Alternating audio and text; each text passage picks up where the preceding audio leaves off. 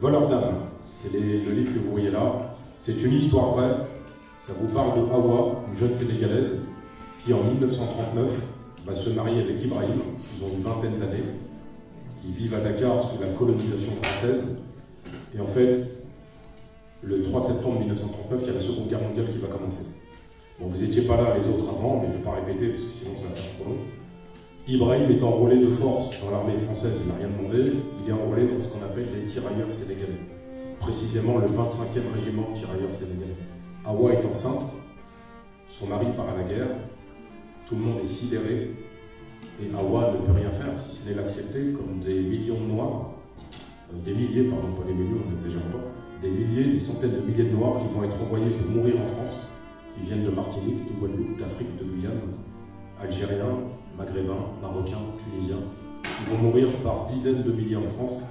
Et ça, c'est quelque chose qui n'est jamais évoqué dans l'histoire, parce que sachez-le, le général de Gaulle, et ça je le dis, hein, vous pouvez le vérifier si vous avez un doute, il a fait ce qu'on appelle une opération de blanchiment de l'histoire. Il y avait des Noirs qui avaient libéré des villages français, il y avait des Maghrébins qui avaient libéré des villages français, il y a des Noirs, des Gabonais, des Africains, des Sénégalais, des Rwandais, etc., des Antillais qui ont libéré Paris, qui ont participé à la libération de Paris. Le général de Gaulle a demandé à ce que sur les vidéos on ne les voit pas, à ce que sur les photos on ne les voit pas. Vous voyez la négation d'une personne parce qu'elle est noire, c'est aussi ça l'histoire. Et je le disais avant que vous arriviez, à ceux qui sont arrivés après, la négation du peuple noir dans l'histoire, elle est globale. C'est-à-dire qu'en fait, il faut bien comprendre qu'en tant qu'humain, on ne fait pas de colorisme, qu'on soit noir, blanc ou peu importe. C'est pas ça qui est important.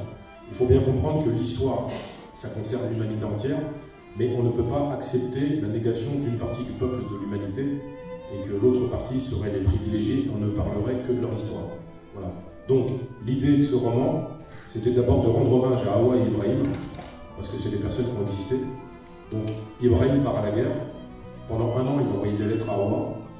Elle est sur le point d'accoucher, on est en mai 1940. Malheureusement, sachez-le, les tirailleurs sénégalais étaient souvent envoyés en première ligne face aux Allemands.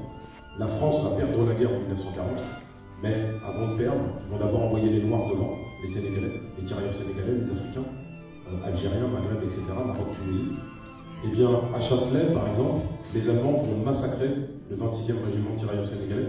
Mais quand je dis massacrer, c'est massacrer. Hein. C'est pas les Blancs sont mis à droite, les soldats blancs français, les Noirs à gauche, et on les mitraille tout de suite, on les écrase avec des chars, parce qu'ils considèrent que les Noirs, ce ne sont pas des hommes.